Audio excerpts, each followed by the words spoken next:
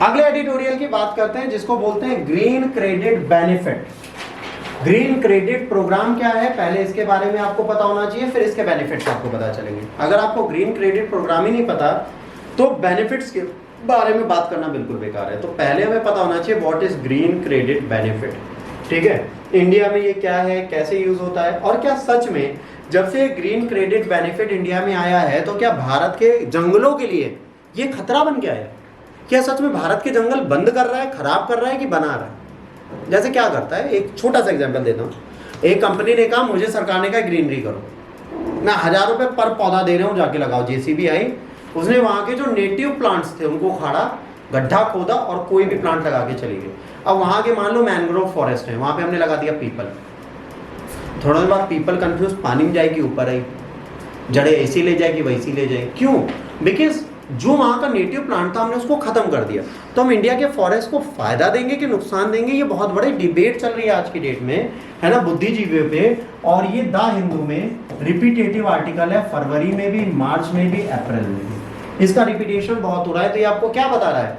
Number of question can be asked in prelims from this will be 100% surety of one question.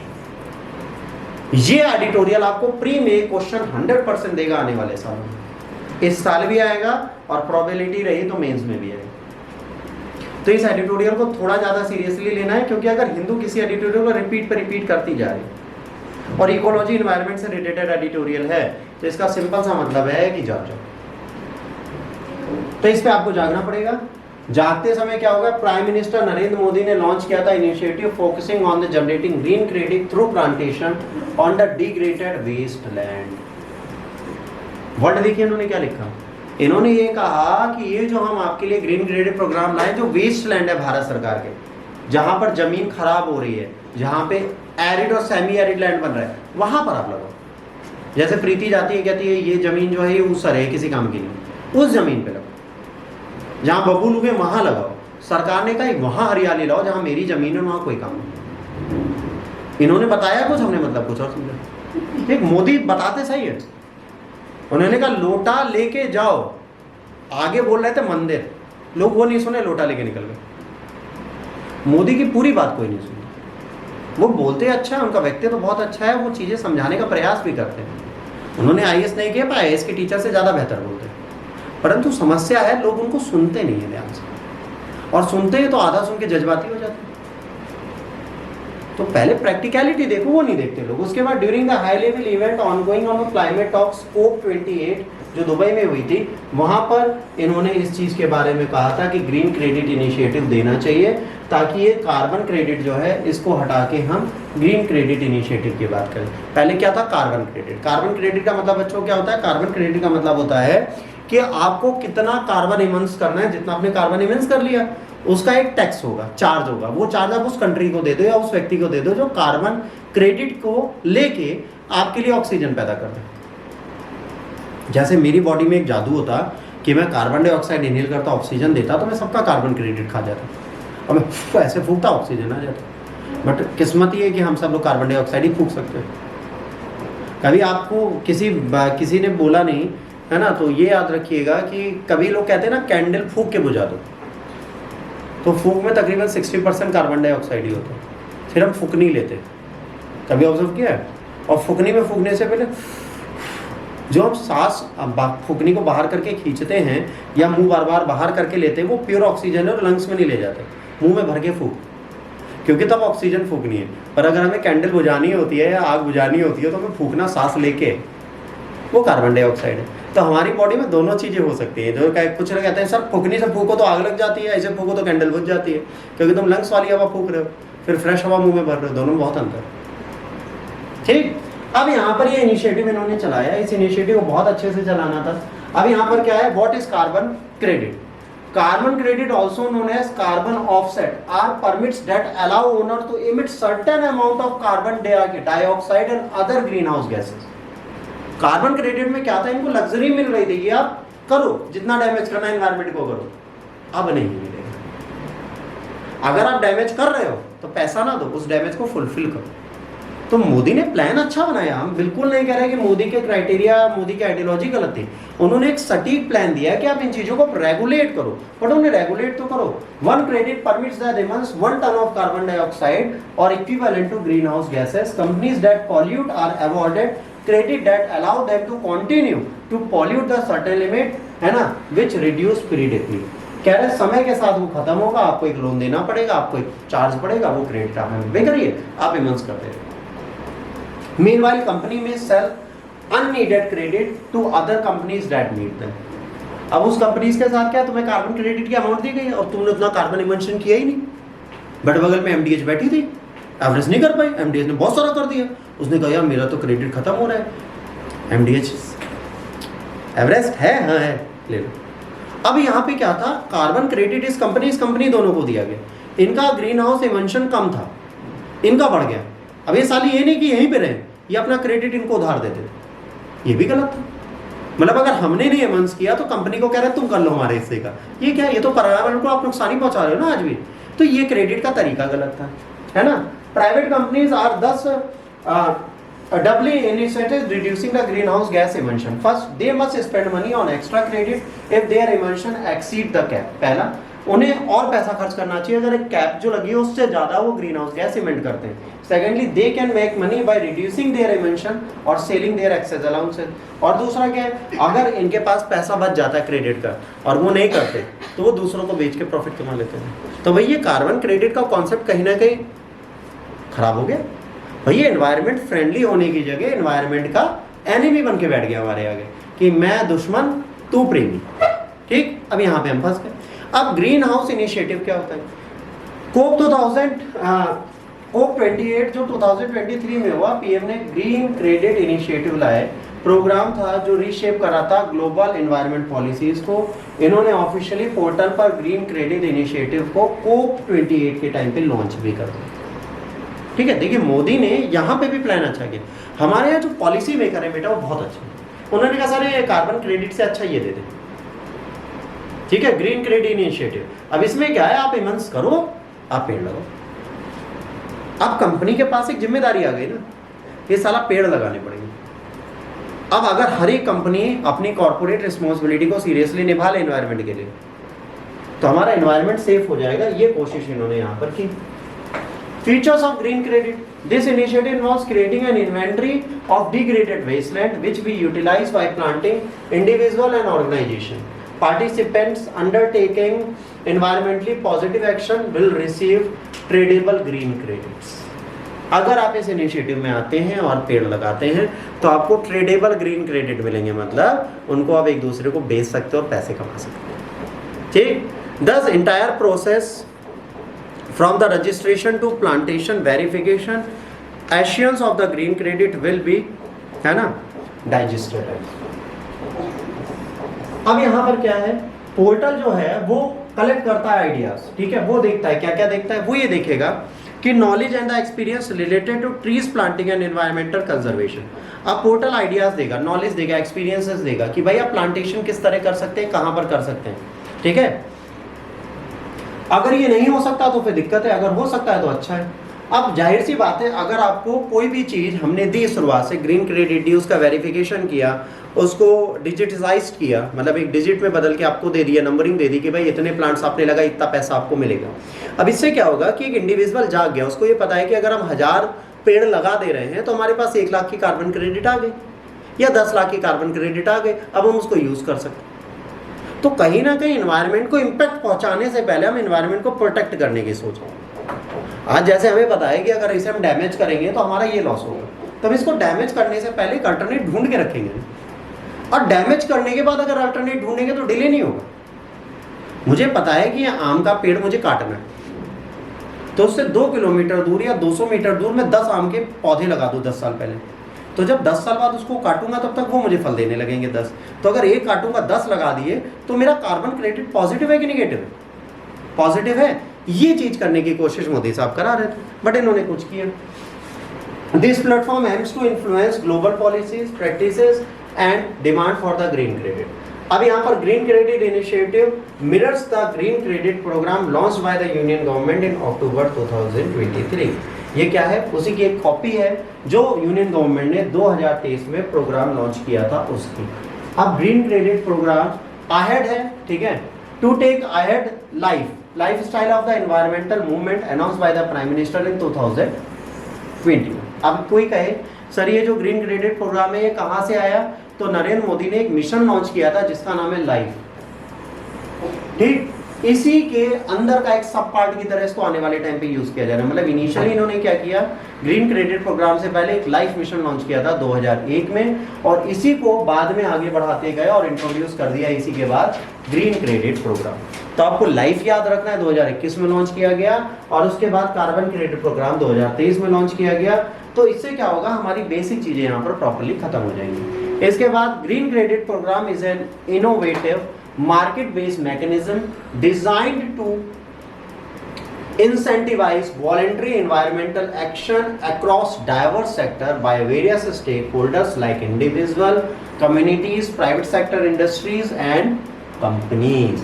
अब ये innovative market based mechanism है जिसके through क्या होता है, इंडिविजुअल, कम्युनिटी, प्राइवेट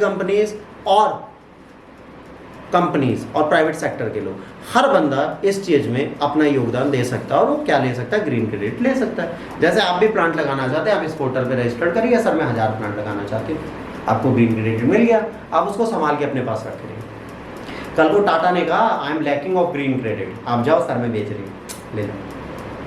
क्या हुआ, एक इंडिविजुअल को आने वाले टाइम पे अपने डिजिट्स को होल्ड करके मार्केट बनाने का मौका मिल गया। और सरकार को क्या फायदा मिला, एक इंडिविजुअल जो फ्री में पेड़ नहीं लगाना चाहता, आज वो रजिस्टर्ड करके ग्रीन क्रेडिट प्रोग्राम के थ्रू लगा सकते हैं। अगर मैं आपसे पूछूं आपने अपने जीवन में कितने वृक्ष लगाए, बताएं, बताओ बच्चों, आपके जीवन में कुल वृक्षों की संख्या कितनी है आज तक, कितने वृक्ष लगाए? 30। कहाँ पे? तो पल गए सारे? क्या है कि लगाए थे? मतलब कमर्शियल पेड़ लगाए, वो इन्वायरमेंटल इम्पैक्ट के नहीं लगाए। शीशम सागौन काट दोगे आने वाले टाइम पे, तो that is not the greenery. आज 2-3 लगाए। अगर आपकी उम्र आज 20 साल है, 21 साल है, 30 साल है और 50 साल है, तो आपको कम से कम 50 पेड़ लगा देने चाहिए थे। बट देखिए, आपको हर साल के हिसाब से अगर आप एक पेड़ लगाते हैं तो आज आपके जीवन में कितनी ग्रीनरी होती? मैं आपको बता दे रहा हूँ, हमारी सोसाइटी का जो पार्क है उसके अंदर मोर देन 40, जिसमें से अभी लास्ट ईयर मैंने 12 इमली के पेड़ लगाए। घर के सामने जितने वृक्ष मिलते हैं सारे मेरे लगाए हुए।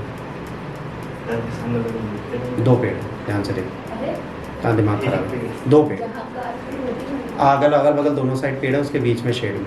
और आपको बताते हैं इसमें, मेरे गांव में मैंने 500 से ऊपर आम के पौधे लगाए, सब लगे, प्रॉपर बाग। बहुत होते हैं, मैं पता है, राममान चाचा प्रॉपर उसे देखते हैं। एक बाग हमारा नहीं रह गया था तो हमने खुद लगाए थे। तो ऊपर वाले की मेहर से ये कि हमें पौधे लगाने का शौक था और आज भी है। अब हम प्लान कर रहे हैं पार्किंग में लगाने के लिए अशोक के 10-12 पेड़ सामने, और उसके लिए पार्षद साहब की परमिशन चाहिए, क्योंकि लीगल पार्किंग है ना नगर निगम की। वो टाइलिंग लगाएंगे तो पेड़ नहीं होने चाहिए, उन्हें गाड़ियाँ कैसे जाएंगी? तो जब तक वो परमिट नहीं करते तब तक नहीं लगा सकते, बिना परमिशन के नहीं नगर निगम, क्योंकि लीगल पार्किंग है उनकी। ग्रीनरी करने के लिए भी नगर निगम का परमिट चाहिए।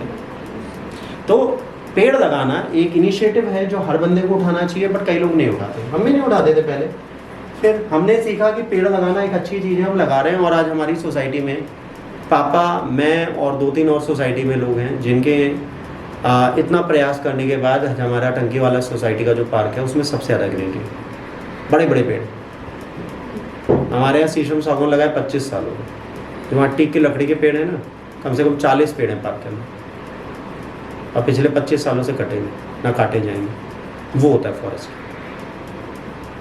आप लगाओगे 10-12 साल होंगे, बिक रहा है 1 लाख का, काट दो, वो नहीं। ग्रीनरी का मतलब है उसे बचा के रखना। तो यहाँ पर ये काम होता नहीं। अब उसके बाद GCP government framework supported by the inter ministry steering Indian Council of Forestry Research and education. याद रखना, ग्रीन क्रेडिट प्रोग्राम को कौन सपोर्ट करता है? Indian Council of Forestry Research and education, ICFRE। ये याद रखना, एग्जाम सीधे पूछेगा बाद में, उससे मत कहना सर किस मिनिस्ट्री के अंतर्गत आता है, तो ये मिनिस्ट्री का नाम है ICFRE, Indian Council of Forestry Research and Education. इसके अंतर्गत आता है ग्रीन क्रेडिट प्रोग्राम।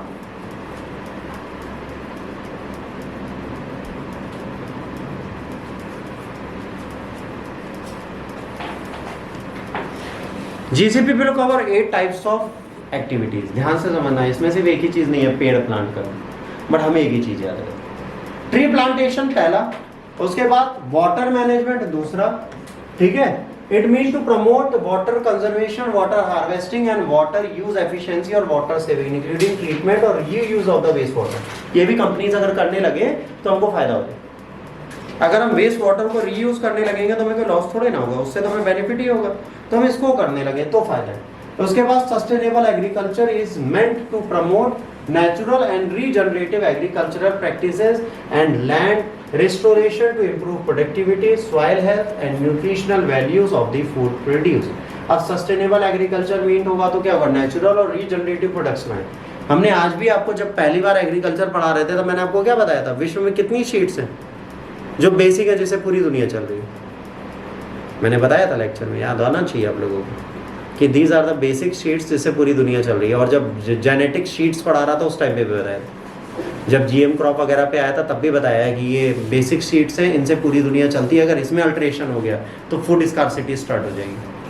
हर चीज़ में पढ़ा चुका हूँ, बट कहते हैं ना कि तुम लोग पढ़ने के बाद भूल जाते हैं, कोई बात। तो यहाँ पे सस्टेनेबल एग्रीकल्चर की बात की जा रही है, इसमें भी इनिशिएटिव देना चाहिए लोगों को, सॉइल हेल्थ पे भी ध्यान देना चाहिए। तो अगर इसके लिए भी कोई कंपनी लगती है तो ये भी एक पॉजिटिव ट्रेड होगा। वेस्ट मैनेजमेंट सबसे बड़ा चैलेंज है हमारी कंट्री का, अगर इसको कोई कर देता है तो बहुत अच्छी चीज़ होगी। एक इंडस्ट्रीज और कंपनीज इस पे लग जाए तो बहुत अच्छा हो जाएगा, एनवायरनमेंट हमारा सिक्योर हो जाएगा, जो आज भी हमारे यहाँ नहीं हो रहा। एयर पॉल्यूशन की अगर बात करोगे तो इसके लिए भी हमें काम करना चाहिए, और एयर पॉल्यूशन के लिए नो डाउट हमारी गवर्नमेंट बहुत ज़्यादा काम कर रही है। EV ला रही है, हाइब्रिड ला रही है, नॉर्मल गाड़ियाँ ला रही है, उनको चेक कर रही है, चेक एंड मेजर्स बढ़ा रही है, पॉल्यूटेंट चेक का मैंडेशन दे रही है। तो सरकार तो प्रयास कर रही है, पर मानव की तरह हम कितना प्रयास कर रहे हैं, ये सबसे बड़ा क्वेश्चन। तो सरकार क्या करती है, हम क्या करते हैं। उसके बाद मैनग्रोव कंजर्वेशन एंड रिस्टोरेशन। जैसे आपको पता है मैनग्रोव फॉरेस्ट जो है वो थोड़े थोड़े खत्म हो रहे हैं, कम हो रहे हैं, इनको हमें प्रमोट करना और बढ़ाना जरूरी है। तो ये मैनग्रोव फॉरेस्ट बढ़ाने की कोशिश हमें करनी है। अगर हम इनको इंक्रीज कर लेंगे तो हमें ज़्यादा बेनिफिट मिलेगा, तो इनको बढ़ाना है। बट यहाँ पर भी क्या हो रहा है, मैनग्रोव फॉरेस्ट को काट कर भी जब हम वहाँ पे भी फॉरेस्ट्रेशन कर रहे हैं तो फॉरेस्ट्रेशन में मैनग्रोव की रियल प्रजातियाँ ना लगा के कुछ और लगा रहे हैं। तो कहीं ना कहीं हम वहाँ का जो आपका रीजनल प्लांट है अगर उसको हटा दें या ट्रीज को हटा दें तो कहीं ना कहीं फॉरेस्ट का रियल जो वैल्यू है वो डाउन हो जाएगा। तो इस पे हमें जरूर ध्यान देना है कि इन्वायरमेंट को प्रोटेक्ट कर रहे हैं कि खराब कर रहे हैं।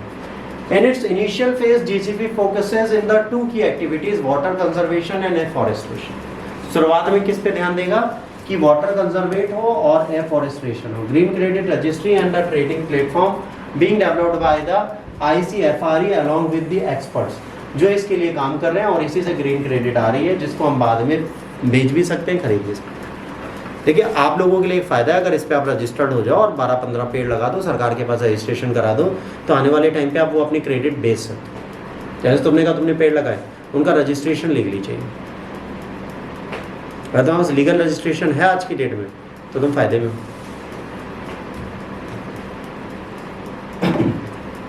Expert says that the GCP rules may negatively impact forest ecology. Some of the concerns are, ये याद रखना, ये आपको लिखना है जब वो पूछेंगे क्या ग्रीन क्रेडिट प्रोग्राम के थ्रू जो चीज़ हो रही है वो हमें प्रॉब्लम दे रही है। पहला, limited access to high quality credits. पहले हाई क्वालिटी क्रेडिट्स तो दे नहीं रहे, ठीक है, हाई क्वालिटी क्रेडिट्स दे तो बात अलग है। Lack of transparency and accountability, हमको ये नहीं पता कि सच में हमने पेड़ लगाया और उसकी जिम्मेदारी उठाई है कि उसे लगा के चले आए, जिम्मेदारी कोई और उठाए, हमें नहीं पता। भाई मान लो रिलायंस ने कहा कि हम आज 1 लाख पेड़ लगाएंगे। दुनिया का सबसे बड़ा वृक्षारोपण का प्रोग्राम पता किसने चला था? पाकिस्तान ने। 1 करोड़ से ऊपर प्लांट्स लगा दिए थे, पर आपको पता उसमें बचे कितने? 0। It's not about plantation, it's all about saving them. आपको ये समझना है आप चीजें कैसे बचाते हैं। लिमिटेड मार्केट डिमांड, भाई अगर तुम्हारे पास ग्रीन क्रेडिट प्रोग्राम है कौन खरीदेगा तुमसे? मेरे पास है, लोगे भाई? सर करेंगे क्या? हमारे पास नहीं, मार्केट तो बनाओ उसकी, यही नहीं। Lack of awareness and education, हम पढ़े लिखे ही नहीं है तुम्हें कि हम जाएं वेबसाइट पे रजिस्टर्ड करें, उसके बाद अपना पेड़ लगाएं, पेड़ को पालें और इंतजार करें। इतना पेशेंस हमारे पास नहीं है। ऐसे बढ़िया तो 10 रुपए की सिगरेट लेके वहां खड़े हो जाए जहाँ पे लोगों को सिगरेट ना मिल गई, तलब लगी और 20 रुपए की बेच घर चले आए शाम तक। हम वो इंसान, ठीक। इसके बाद लैक ऑफ स्टैंडर्ड, आपको पता है हमारे यहाँ प्लांटेशन का भी स्टैंडर्ड नहीं है। पेड़ कैसे लगता है, किस सॉइल पे लगता है, कितना खोदा जाना चाहिए, कैसे उसको होल्ड करना चाहिए, उसमें कौन सी चीज़ें पड़नी चाहिए, उसको कैसे प्रोटेक्ट करना चाहिए, वो सारी चीज़ें हमको पता ही नहीं। हम आम का भी पेड़ किसी भी मिट्टी में लगा के कहते उग जाओ उग जाओ उग जाओ, इंतजार कर रहे हैं, उग जाओ उग जाओ उग जाओ, होता ही नहीं। कई ऐसे प्लांट्स हैं जो लगा देते पर उगते नहीं है, जैसे मायावती बीच में नारियल के पेड़ लाए, हर जगह लगा दिए गर्मी में। फिर थोड़े दिन बाद उससे पहला ससुरा साले पाम ऑयल के तेल के सारे पाम ट्री लगाए थे, नारियल की जगह पाम मिल गया। आधे पाम थे आधे नारियल थे, तो जहाँ नारियल थे वहाँ नारियल निकला, जहाँ पाम था वहाँ तेल निकाल लो। अब बड़े बड़े पेड़ जेसीबी से उठवा के लाए थे, साला सब लगा देंगे, सब में नारियल निकलेगा। 5 साल बहन जी इंतजार किए, एक को नारियल ना मिले, क्योंकि शुरुआत में पामे लगे थे। पूछे मैडम जी ते आएगा? कह रहे आएगा मैडम जी आएगा। अब कार से देखते हुए निकल जाओ, कह रहे बौरे नहीं आ रही, कह रहे आएगी थोड़े देर बाद आएगी। तो क्या है, हमें यही नहीं पता। अब तुम्हें आम का पेड़ पता है, वैरायटी ऑफ आम के पेड़ों की पता है कितनी होती है? एक इतना छोटा आम का पेड़ होता है, ऐसे इतना छोटा, उसमें लद जाता है। एक लंबा वाला जो गांव में लगता है, पुराना वाला जो लगता है दशहरी आम वाला, वो ऊंचाई पे होता है, उससे निकालने में आफत होती है। कितने तरीके के, देसी, दशहरी, लंगड़ा, लूला, राजा, भैया, पता नहीं कितने आम है। अब कौन सा पेड़ लगाना है तुम्हें क्या पता? इसके लिए तुम्हें जाना पड़ेगा मलिहाबाद, वहाँ जाके बैठना पड़ेगा, फिर रिसर्च मारनी पड़ेगी, फिर आम ले। और आजकल तो एक आम बिहार में बहुत चल रहा है जो रेड कलर का है, अंदर ब्लैक गूदा है, लाख लाख रुपए किलो बिक रहा है, उसकी भी खेती की जा रही है। वो तो जापान में हो रहा था ना, इंडिया में भी होने लगा। क्यों? सब कुछ कर लेते हैं, we are multi talented. Difficulty in verifying the impact. अब यहाँ पे प्रॉब्लम क्या, आपको ग्रीन क्रेडिट तो हमने दे दिया बेटा पौधे लगाने का, है ना, बट इसने पर्यावरण पे क्या प्रभाव छोड़ा, ये कैसे नापेंगे? मैंने कितनी ऑक्सीजन आज तक पैदा की और कितनी ले ली, ये कौन नापेगा? 10 साल मेरे साथ बैठे, कितनी सांस ली, कितनी छोड़ी, उसके बाद पेड़ के पास बैठे, कितने पेड़ लगाए उन्होंने, कितनी छोड़ी कितनी ली, फिर माइनस करें, तब तक तो पैसा नहीं पड़ गया, पेड़ों ने पड़ गया, हमने पड़ गए, क्या फायदा? तो भाई जब आप नाप ही नहीं सकते इम्पैक्ट, तो फायदा क्या भाई इस चीज को करने? क्वेश्चन मार्क लग गया आगे। ये प्रॉब्लम है जिसके चक्कर में हम ग्रीन क्रेडिट को ले आ सकते हैं। Reason for the criticism of the credit rule, unscientific approach है, neglecting ecological values. Unscientific approach है, हमें यही नहीं पता डिग्रेडेड लैंड टर्म क्या है। अरे पहले तो ये बताओ डिग्रेडेड लैंड है कहां? अच्छा है कहां बाद में, पहले होता क्या? जब होता क्या है, कहां पाया जाएगा? 10 किलोमीटर दूर है, इतनी दूर पेड़ का, 100 किलोमीटर कैंसिल करो भाई, किसी और से लगवा देंगे। समझिए, हमें पता ही नहीं, जब अवेयरनेस नहीं हम क्या कर लेंगे। इसके बाद निग्लेक्टिंग इकोलॉजिकल वैल्यूज, रिकॉग्नाइज क्यों नहीं कर पाते? देखो, grassland often labelled as the wasteland, ठीक है, play the crucial role in conserving unique biodiversity and sequestering carbon. अब जो वेस्टलैंड है उसमें भी क्या होता है, ग्रासलैंड की तरह छोटी छोटी घास और झाड़ियां पाई जाती है, वो भी कहीं ना कहीं एनवायरनमेंट में लाभ देती हैं। पोटेंशियल सॉइल डिग्रेडेशन होता है, लार्ज स्केल प्लांटेशन है जहां पर सॉइल की क्वालिटी खराब होने के चक्कर में वहां पे न्यूट्रिशन खराब होने लगता है और वाटर रिटेंशन वैल्यू खराब हो जाती है। जैसे कई जगह पानी जो है वो ज्यादा आता है, सॉइल ज्यादा एब्जॉर्ब करती है, उस जगह सॉइल जो होती है क्रैक होने लगती है बीच बीच में। सीजनल क्रैक आप देखेंगे, अभी जैसे मई जून चल रहा है, कई बागों में भी सीजनल क्रैक आपको देखेंगे, क्योंकि वहां की सॉइल में वाटर स्कार्सिटी स्टार्ट हो चुकी है और वो आने वाले टाइम पे प्लांट्स और पूरे पूरे बाग उजाड़ देंगे।